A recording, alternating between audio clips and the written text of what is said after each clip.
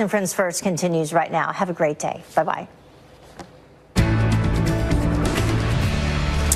It is Monday, December 10th, and the war of words heating up between President Trump and fired FBI Director James Comey. He's certainly close, given the language in the indictment, in the filing, that the crimes are committed at his direction. How Democrats are now taking out the pitchforks, pushing for jail time for the president. And a White House shakeup. Chief of Staff John Kelly out, who was in the running to replace him. We're going to take a closer look at the short list there. Also, shocking scenes at the border. A mom shoving her baby beneath a border fence. As migrant desperation reaches an all-time high, can the president pull off an 11th hour deal to fund his border wall? Fox and Friends First continues right now.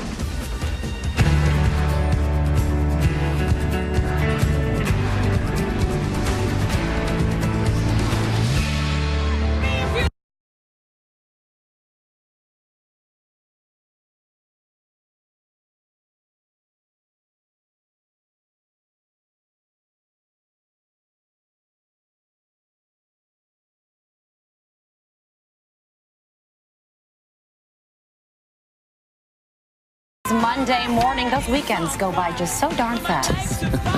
They disappear. Good morning. You are watching Fox and Friends First on this Monday morning. I'm Carly Shimkus in for Jillian Mealy. And I'm Rob Schmidt. Thanks for getting up early with us today. And President Trump slamming James Comey after the fired FBI director's closed-door transcripts are released. And now Comey is firing back, making some strong suggestions related to Robert Mueller's Russia probe. Griff Jenkins is live in Washington with the fallout from a very busy weekend. Good morning, Griff. Good morning, Carly and Rob. Yeah, clearly no love lost between the president and his former FBI director. At a forum in New York City on Sunday, Comey blasted Republicans for wasting his time, compared President Trump to a mafia boss, and suggested he was a co-conspirator in the indictment of his former attorney, Michael Cohen.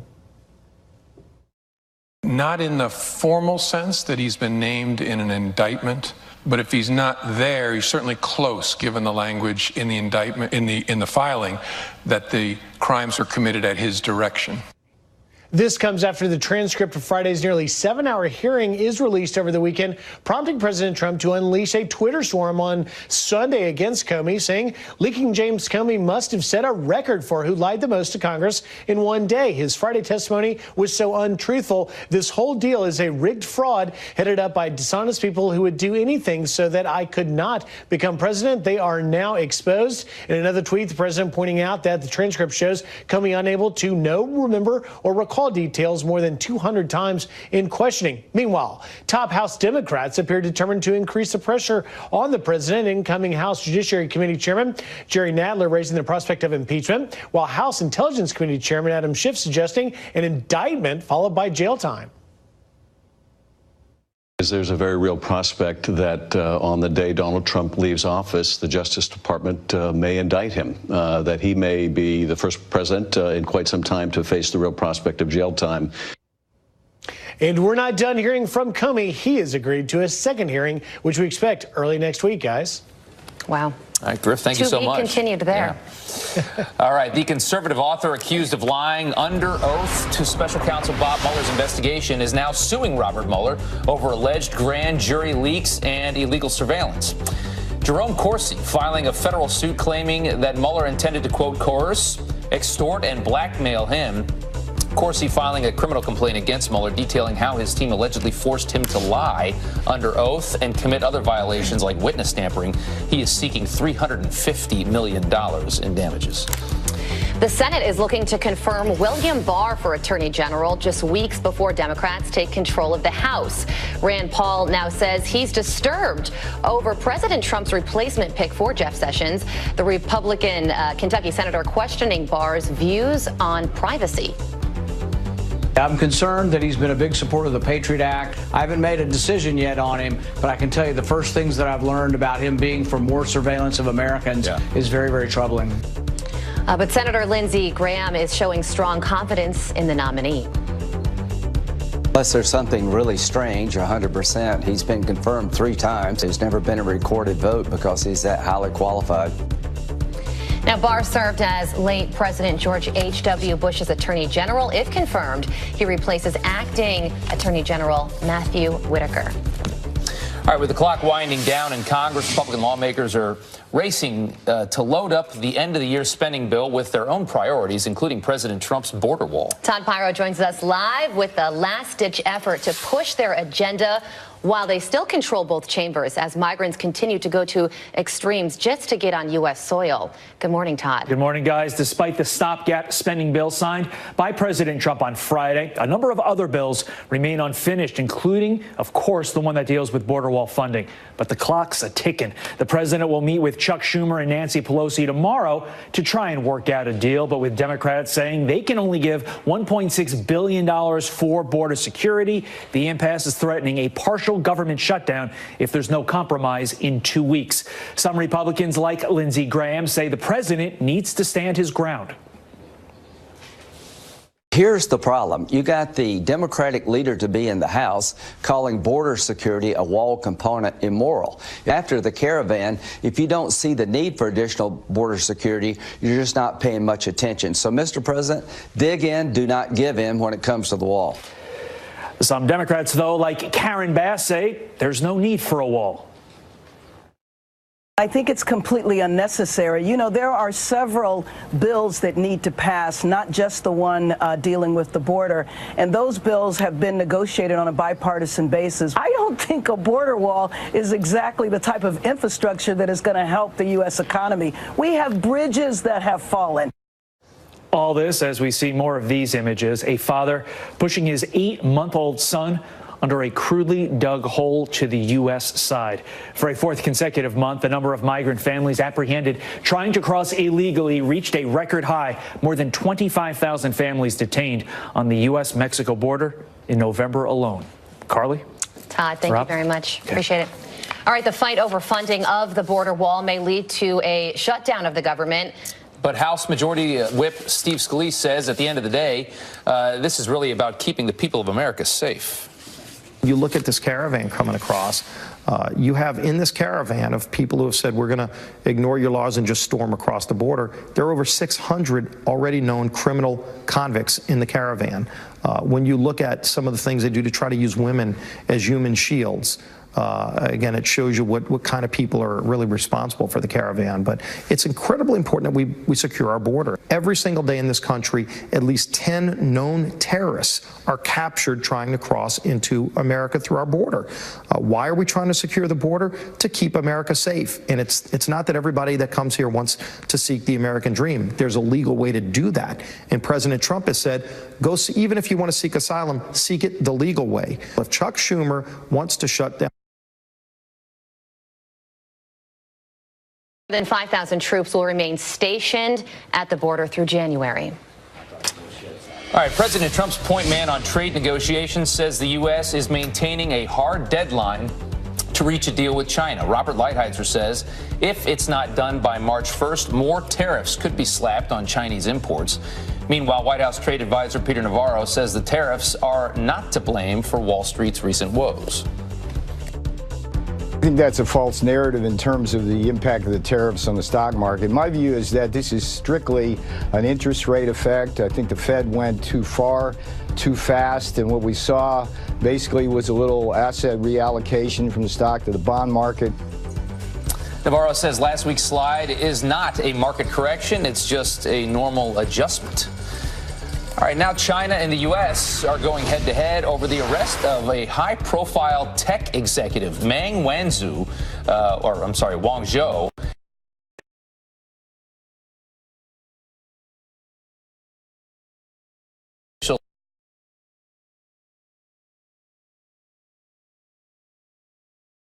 If this woman is not released.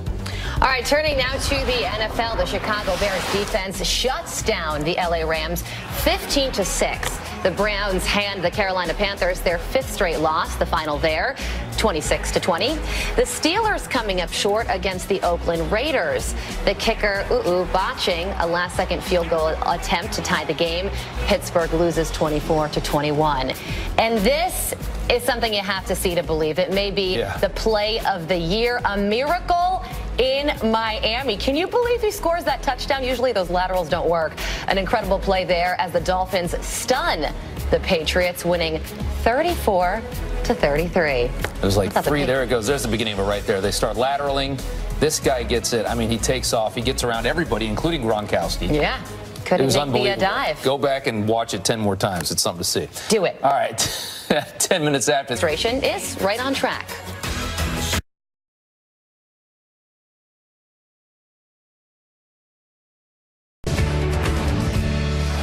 All right, welcome back. The Trump administration rolling out some big staff changes in the new year, including a new attorney general and also chief of staff as John Kelly steps down here at the end of the month. But will these changes help the president achieve his agenda? That's the big question of the morning. Here now to weigh in is Republican strategist Ned Ryan. Ned, thanks for waking up for us this morning. So your thoughts on John Kelly's departure and sort of the direction this administration is going in terms of staffing? Well, I mean, first of all, Carly, the thing that's interesting, again, the media wants to make every little change in the Trump White House to, out to be the apocalypse. And the fact of the matter is that in every administration and every White House, there's staff turnover. I mean, as we're talking about the chief of staff position, Carly, Obama had 3 chiefs of staff in his first 3 years, so there's nothing unusual about John Kelly leaving. In fact, he made it to about the right mark. Most senior White House staff last 12 to 18 months, and by the time he's done, John Kelly will have been there 18 months. I think he's done an admirable job. Let's not forget in the summer of 2017 that while there's always a certain amount of chaos in the White House, it seemed like it was right on the edges of just being a little out of control. So he's done a very good job, and I think it's a great time. Let's not forget, when we go into 2019, Democrats are going to unleash a massive amount of investigations. There's going to be a lot going on, bring in new blood, bring in fresh energy. So I'm excited. I've seen Mark Meadows' name mentioned as a potential chief of staff. I would love that idea. Okay, let's move on to Army General Mark Milley as the new chairman of the Joint Chiefs. What do you think about that pick? Great pick. I don't know as much about him, to be honest, Rob. I think it'll be a solid pick. I've had no trouble with the picks that Trump has made. He's got a lot of good people advising him that have known some of these things. So I would say it's probably a good pick. Militarily, he seems to make really good decisions, yeah. And the big news last week, William Barr replacing Jeff Sessions, Heather Nauert replacing Nikki Haley. Both have received some criticism for some things. Lack of experience for Heather Nauert, and William Barr might face an uphill battle because of his sort of criticism of the Mueller investigation. How do you think those nominations are going to pan out? Well, first of all, let's not forget, obviously, Republicans added a couple more votes in the Senate. It's going to help with the confirmation fights. The ironic thing about Bill Barr is that in 1991, he was unanimously confirmed by a Democratic-controlled Senate. I'm pretty sure we're not going to see that happen again. Let's not forget, he oversaw 2 independent counsels. And he has been critical of independent counsels. He's also approved of Comey's firing by Trump. So I think there's going to be some Democratic opposition, but I don't see any problems with him being confirmed. And with Heather Nauert, let's face it, she's got a great communications background. And if that's what Trump wants to see as the next ambassador UN, I think Heather's very well qualified to be that. Okay. All right. Well, we'll keep track of those and see. As you said, the Senate's looking a little better for the Republicans, so Nauert's chances might be better. Let's move on to a little bit more about John Kelly's departure and how the media has seen this and has tried to portray this. Let's bring up some information here on how many people had the White House chiefs of staffs that were in the previous administrations here. If we can bring up some numbers. Bill Clinton had 4. George W. Bush had 2. Barack Obama had 5. Chiefs of staff. The message is that this is a very chaotic administration, and I think that it is, but is it that chaotic compared to the past?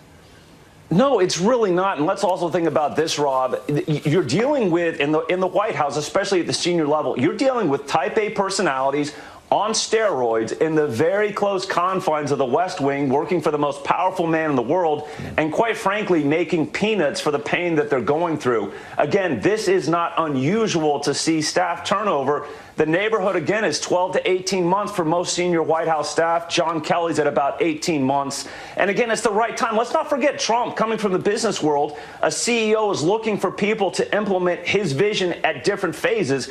And sometimes when you get to a new phase, you need that new new blood. You need that new energy.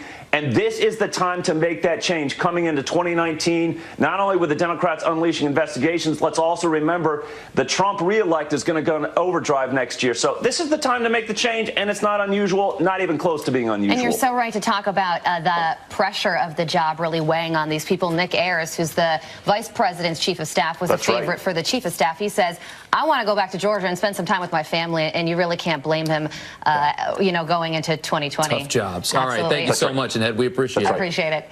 The time now is 18 minutes after the hour. Top Democrats renewing their calls to oust President Trump as a new report drops accusing the president of campaign finance crimes. Well, they would be impeachable offenses. He may be the first president in quite some time to face the real prospect of jail time. But one Republican has a new warning for the left if they continue to push for impeachment. And Amazon just appears to be taking over the entire world. Where you? The days ahead, we'll pay honor to firefighter Roy. But it's important to remember his family and his sacrifice in the years ahead. Roy leaves behind an 8-year-old daughter. 4 other firefighters escaped that blaze, are in stable condition. It's not clear exactly what caused the fire. The department losing 8 firefighters in just 19 years. That is sad. A manhunt intensifying for the killer of an off-duty New York firefighter. A suspected gang member is accused of killing Faisal Koto in a road rage scuffle after their cars bumped into each other. The firefighter died from severe head trauma after getting hit with an unknown object. Authorities are looking for this gray car you see here that they say is registered to this known gang member. Horrifying video of an elderly woman nearly run over by a thief. Just look at that there. Oh, my gosh. This as she opens his car door. The robber whips it in reverse, slamming her to the ground. It all started when he snatched her purse inside this Okeechobee, Florida McDonald's, and she took off after him. No word on her condition. Cops eventually arrested that crook. And a homeless man is charged with attempted murder after police say he pushed a stranger right in front of a moving truck. The random attack caught on camera. You can see him push the victim the second a truck drives by in Los Angeles. The suspect is also accused of attacking 2 others last week. If convicted, he faces up to life in prison. Jeez. All right, a Fox Business Alert now. Wall Street rattled ahead of today's opening bell. Stock futures falling as China and the U.S. battle over the arrest of a high-profile Chinese tech executive. Yeah, this is a big story. Tracy Carrasco from our sister network here, Fox Business, with a look at how things are shaping up this morning. Hey, Tracy. Good morning. Yes, we are seeing a drop in futures this morning after China has summoned the U.S. ambassador to Beijing yesterday to protest Huawei CFO Meng Wanzhou's detention and arrest in Canada. Her bail hearing continues on today in Canada, but Huawei is one of the largest tech companies in China, so this really could be a potential roadblock between the U.S. and China reaching a permanent trade deal. So we are seeing this affect the markets. Last week, all major averages ended down 4% for the week, having really their worst week since March. We are seeing the S&P 500, Dow also losing all of their gains so far for the year 2018. As I mentioned right now, futures pointing to a lower open. Chinese play by no rules. That's right. Yeah. And Amazon is looking to make some changes in airports? Yes. So the Amazon Go stores, they opened about 7 of them since January in Chicago, San Francisco, and Seattle. And their next idea, they could be expanding into U.S. airports. Reuters is reporting that Amazon Go looking to expand into some major U.S. airports. Now, when you enter into these stores, you scan the app, you enter through the turnstile, and cameras and sensors keep track of what you buy, and you simply walk out. You don't have to stop for a cashier or go through the checkout line, which of course we know for on-the-go travelers, this could be a great idea. I could see this really working if Amazon and the airports do move forward. Wow, I feel like I was stealing it, but I know that I wouldn't be. Tracy, thanks so much. Thanks. A Fox News alert, France on fire yet again. Violent riots rocking Paris all weekend long. The president now expected to make a big speech today. Nigel Farage weighs in on that coming up next. And he may have been knocked off the Oscar roster, but Kevin Hart is getting right back up. His big return to the stage next.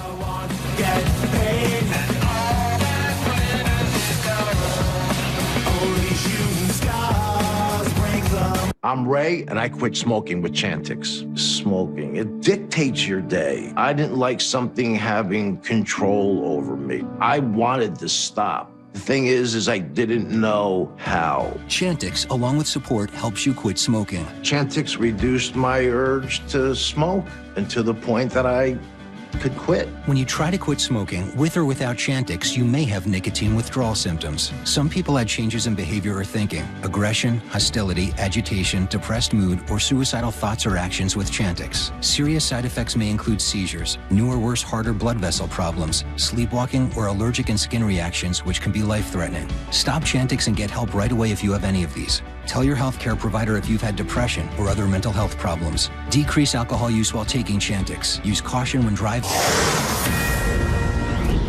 Tens of thousands of protesters flooding the streets of France for the fourth weekend in a row. In Paris, more than 1,300 people arrested, more than 100 others were hurt.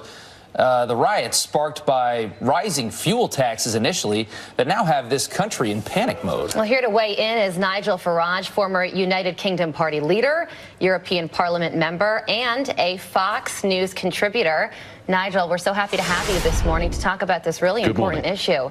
Good morning. All right, so we just experienced the fourth weekend of protests in a row in Paris. They've now spread to the Netherlands and Belgium, and it seems like the anger is all over the government's not really representing the people. Some of the protesters feel that they're making decisions that benefit the rich and leaving them behind. Is that an accurate assessment of what's going on in Europe right now? Yeah. I mean, President Macron comes from the intellectual, wealthy Parisian elite. He's a huge supporter of the European project, of globalism in general. He thinks putting up taxes on fuel is a terribly good idea. And I think, it was sparked over green taxes, these protests, but actually it is a feeling that those that are governing France have no comprehension, no understanding of the struggling lives of ordinary people. And the French, well, they're an extraordinary country because all through their history, you see these sort of violent demonstrations and revolutions. The last big one was in 1968, and it led to General de Gaulle, the president, losing his position. This one, you get the impression sometimes that it's just Paris. It isn't. This is happening in every major city in France. Macron today realizes that he's in trouble. He's going to come back with some tax concessions for the lower paid, and we'll see whether that stops it. Yeah, that's going to be interesting to see what he has to say. It feels like it's about more than that. Throughout, I think, a lot of middle and lower class communities in the world, it's just getting harder and harder to get by financially. Yeah. Everything gets more and more expensive. How do we combat that? Yeah, well, as you say, the rich get richer, and those people out there working are struggling. My own view is that we've gone in the Western world for an economic model that is so heavily regulated at every single level that we drive business towards the big companies by making it so difficult, for men and women trying to run their own little companies. We have to do something to help the self-employed. We have to do something to help those people who operate out there on their own, because at the moment they have to deal with the same regulation as a giant multinational. Something in that regard has to change. That at least would be a beginning. That's an interesting point. Yeah. Let's talk about a sort of under-discussed aspect of the story, in my opinion. I understand that these protesters are angry with Macron's policies, but if these riots were taking place in the United States, these protesters would be criticized for destroying the very country they say they want to make better. I mean, they've already caused $1 billion worth of damage. I'm sure they've affected hundreds of small businesses. There have been fatalities. So your response to that criticism? Yeah, it's a fair point. And of course, don't forget, this is happening just before Christmas. The centre of Paris has been closed down for some days. Tourism, I mean, are people going to, on the off chance, would you now go to Paris for your Christmas break? Well, the answer is you wouldn't. So economically, it's very, very damaging. But here's the extraordinary thing. The extraordinary thing is, despite the violence, something like 70% of French people think these protests are right. They think Macron represents an out-of-touch globalist elite. And really, what they're now trying to do is to bring down the president using violence. It is extraordinary. given the scenes that have been there, that so many still support the protests. That is something. Yeah, let's go to your country real quick. We've got this Brexit vote. I think it sounds like it might not pass. My question is, what happens if it doesn't? What happens if you get to March and you don't have a deal in place? Well, point one is Theresa May is putting to the House of Commons tomorrow night a deal that I believe is the worst deal in history. Whilst it takes us out of the European Union, it potentially leaves us trapped inside their legal framework for an indefinite period. I believe the House of Commons will vote it down tomorrow. She then goes to Brussels on Thursday to a European summit. All the leaders of the European countries will be there. She will attempt to get some concessions that could allow us to leave this new arrangement if we chose, as any free country or free person should be able to do, and then she'll put it back to the House of Commons in a vote next week. It is difficult to predict whether she can get those concessions. I sense we're headed for a parliamentary stalemate. And that means either, as per your question, we leave on March the 29th on World Trade Organization rules, which I'm perfectly happy with, although I'd have to admit the government has not done enough preparation, or we get the horrendous scenario democratically where we see the date upon which we leave being pushed out into the future, and perhaps the prospect of a second referendum on something. That's the big fear there. And that will be, if that happens, there will be anger in this country like we've never seen. We're not French. We're not going to start rioting, but there'll be real political anger if that happens. We'll see. Nigel, thank you so much for your time this morning. We appreciate it. Great perspective. A Fox News alert now. Police intensifying their search for a mother missing since Thanksgiving. Kelsey Barrett was last seen at a supermarket near her home in Woodland Park, Colorado. Days later, her phone pinged more than 700 miles away in Gooding, Idaho. Woodland Park police will hold a news conference today to give an update on this mysterious case. Well, the Democrats' whisper of impeachment are getting louder amidst a new report that President Trump is violating a campaign finance law during his 2016 campaign. The likely incoming chairman of the House Judiciary Committee says he's sure President Trump committed an impeachable offense. Well, they would be impeachable offenses. Whether they are important enough to justify an impeachment is a different question, but certainly they'd be impeachable offenses because even though they were committed before the president became president, they were committed in the service of fraudulently obtaining the office. There's a very real prospect that on the day Donald Trump leaves office, the Justice Department may indict him, that he may be the first president in quite some time to face the real prospect of jail time. Rating systems accounting for 99% of the market for smartphones in the United States. All right, but Illinois Republican Adam Kinzinger says Democrats may run a major risk of considering impeachment. Is this a campaign finance violation, which would obviously, I don't think, be anywhere near impeachable? That's what we want to find out at the end of the Mueller things. I'd be very careful if I was them because that's going to derail, I think, the next 2 years of their agenda, which, frankly, I'd be fine derailing their agenda.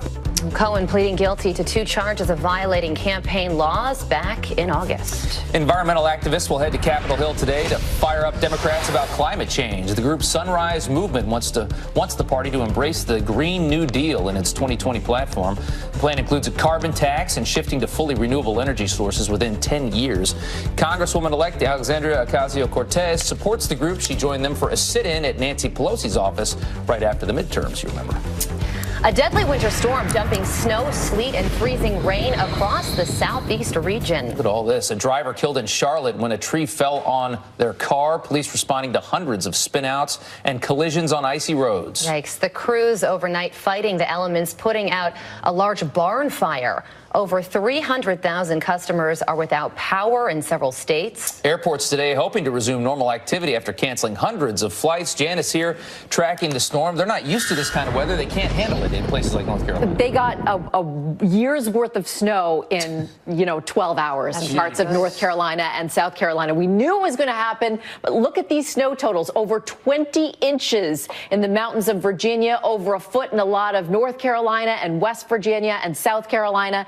And the storm isn't done yet. And of course, it's going to take some time for the snow to melt because it's still very cold outside and to clear it. So travel delays will be imminent in these areas. Past 24 hours, you can still see the snow. You can still see the freezing rain and sleet. That's dangerous to travel on. Winter storm warnings are still in effect for parts of the Carolinas up towards Virginia and West Virginia. There's your future radar. Okay, so it's going to be a bit of a slow go getting this system offshore, but it will eventually happen as we get into the evening hours and it'll start to sort of change over to rain. But for now, I mean, this was a big deal across the South this weekend. There's your forecast today. Other than that big storm across the Southeast, we have a new system moving into the Northwest and quiet conditions across the central U.S. Every weekend for the past couple of weeks, we have had a major winter storm affect travel. Yeah. Wow. It's crazy, Can't Janice. that happen on a Monday instead of the weekend? I wish I could change it. Janice, thank you so much. Okay. Thank you. The time now is 39 minutes after the hour. Democrats can't find their smoking gun to tie the Trump campaign to Russia after James Comey's testimony. All right, so what about all the talk of collusion? Will this have any impact? We debate that coming up next. Morning, welcome back. A federal appeals court will be hearing arguments today from the Trump administration over its transgender military ban. They're challenging a court decision forcing the Pentagon to allow transgender recruits to enlist. The White House recently requested the Supreme Court take up the case to jump past all the lower court proceedings still in play. The plaintiffs have until December 24th to file a response. And strengthening the military, President Trump ready to pour more money into the Pentagon's budget. Politico reports the commander-in-chief wants to set aside $750 billion for defense. That's significantly higher than the current budget of $716 billion. And above the $733 billion the DoD has been pushing for. The budget has not yet been finalized.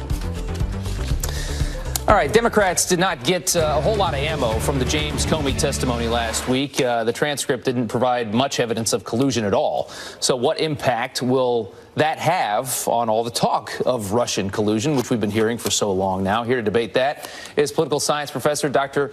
Jeannie Zaino and Republican strategist Holly Turner. Ladies, good morning to you. Thank you so much. Good morning. Holly, what did you make of James Comey's testimony? Well, I mean, there was just not much there to help the Democrats out with their effort to provide any backing to their collusion storyline that they've been telling for 2 years now. But I don't think that's going to stop them. They don't really have anything else to talk about. They don't have solutions to real problems that Americans are facing. And so I would expect this story to continue. I would expect talks of impeachment to continue. Maxine Waters has continued to ring the bell on that even in the past 24 hours since that testimony. So I don't think it's going to change anything with the Democrats. Jeannie, over to you. Comey, perhaps not, but there's other facets to this investigation that the Democrats say have given them some of the ammo that they need. What do you say? Yeah, I mean, and let's remember, it wasn't the Democrats who invited James Comey in to testify. It was the Republicans. And I can guarantee when the Democrats take over the House, they won't be focusing on James Comey. Republicans had him in. They wanted to do it in a closed-door session. He asked to do it openly. They compromised on releasing of this transcript. They're going to have him back again in 2 weeks. So it's Republicans who are looking for something that they simply cannot find, and that is to try to turn the page and change the focus from what has been the federal prosecutors in New York and, of course, the Mueller investigation, and to refocus attention on James Comey, Hillary Clinton, who came up a whopping 114 times in this testimony. Yeah. So Republicans are looking for something. They want to change the page, and they're unable to do it. And I agree with Holly on that, because you cannot stop the train that is the prosecution that is going forward, both in the Southern District of New York and in the Mueller investigation. Yeah, Holly, aside from Comey, there does appear to be a web of contact from people within the administration leading up to the election. Russians that were interested in the campaign, that maybe wanted to make an impact in the campaign, and were trying to make contacts. You had the Moscow Trump Tower thing. There was contacts there. There's a lot to talk about, but we haven't gotten to collusion yet. What do you make of all that? I mean, it's been 2 years and there's nothing there. Of course, there have been discussions with Russia throughout the campaign and during the transition. This is normal. the president, before he was president, was running an international business. So, of course, he had contacts over there. But we've had 2 years to get to the bottom of this. Robert Mueller has been completely focused on this. This is his only job. He has produced absolutely nothing. So I don't think anything's well, we don't there. know what he's produced yet. I mean, he's been very secretive. He's a very secretive guy. He doesn't like to show his cards at all until he has to. True, but he's not produced anything for the public to see or for Congress to see. So maybe he has something, but it's been 2 years and we haven't seen anything yet. So there's nothing there. The Democrats had every chance to ask their questions of Comey during that hearing, and they didn't come up with anything that helped their storyline at all. And the Republicans invited Comey in because they want to get to the end of this. They want to know. Believe me, if there was collusion, I want to know. The rest of America wants to know. Yep. But we want it to be over. We want to talk about real problems. Jeannie, your final thoughts. Well, and I think that we have to wait and see what Mueller produces. And he may or may not produce anything of note, but everyone should want this investigation to go forward. So as we look at the new attorney general, this nomination, these should be people who want to support Bob Mueller and get this thing done. And let's see what is there. And again, collusion is not a crime. That's not what what we're looking at. It would be conspiracy. Yeah. And there has been absolutely no tie to the president on that. But let the investigation run its course, and let's stop the interference in it. We should know pretty soon. It does feel like it's wrapping up. Ladies, thank you for your time this morning. We do appreciate it.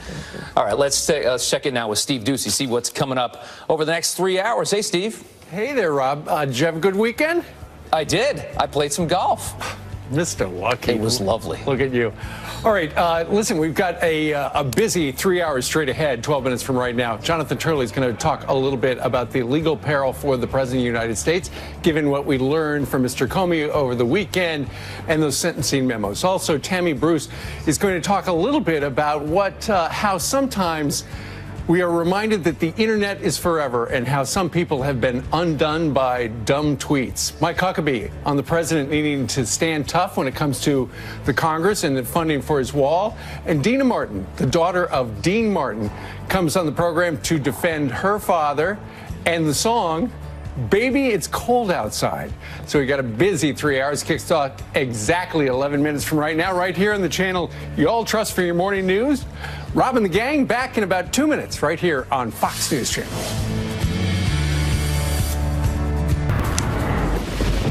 A deadly winter storm slams the southeast with snow, sleet, and freezing rain. Yeah, more than 300,000 people left in the dark. Thousands of flights have been canceled. Shannon Smith from our Fox affiliate in Greensboro is live in Guilford County, North Carolina. Shannon, how is it out there? It is a mess. It's been snowing for more than 24 hours now here in central North Carolina. Some parts of our area have 15 plus inches of snow.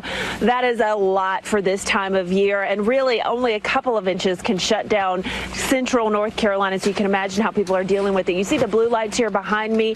This police officer has this road closed off because a tree fell onto a power line. The weight of that snow causing so many problems for power outages in our area. This area right here around me, this neighborhood in the dark right now, about 9,000 people in this county don't have power. It's freezing cold and snowy temperatures making that very, very difficult. It's also very dangerous out on the roads. This is a pretty heavily traveled road typically, and it's covered in snow and ice. Some of the main interstates through our area, the DOT's been out plowing those quite a bit, but the snow continues to fall. So dangerous conditions here in North Carolina with more snow to come. Yeah, you guys are not equipped for that kind of weather. I'm sure of that. All right. Well, good luck to you guys. Thank you so much. No. All right, the time now is 53 minutes after the hour. A kid's meal with a side of ecstasy. The fast food employees now facing charges for a shocking discovery. And the social media mob going after the Heisman winner, Kyler Murray, unearthing old controversial tweets. And there is backlash here, but it's not all directed at Murray. We're going to explain coming up.